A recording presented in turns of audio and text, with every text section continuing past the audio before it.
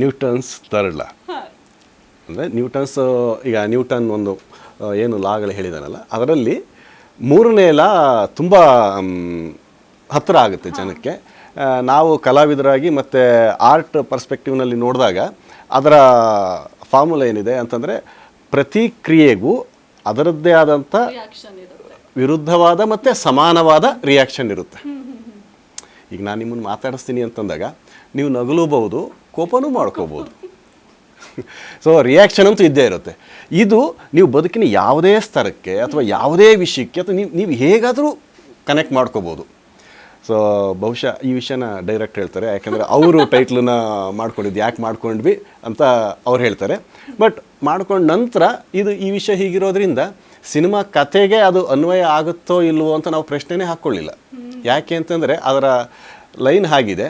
So definitely ಅದು ಎಲ್ಲ ಕಡೆ ಅದು ಅಪ್ಲೈ ಆಗುತ್ತೆ ಅಂದಾಗ ಸಿನಿಮಾಗೂ ಸಹ ಅದು ಅಪ್ಲೈ ಆಗಲೇಬೇಕು, ಕನೆಕ್ಟ್ ಆದೇ ಆಗುತ್ತೆ. ಜನ ನೋಡಿ ಅದನ್ನು ಹೇಗೆ ಬೇಕಾದ್ರೂ ಅವರೇ ಕನೆಕ್ಟ್ ಮಾಡ್ಕೊಂಬಿಡ್ಲಿ ಅಂತೇಳಿ ನಾವು ಜನರಿಗೆ ಬಿಟ್ಟಿರ್ತಕ್ಕಂಥ ಒಂದು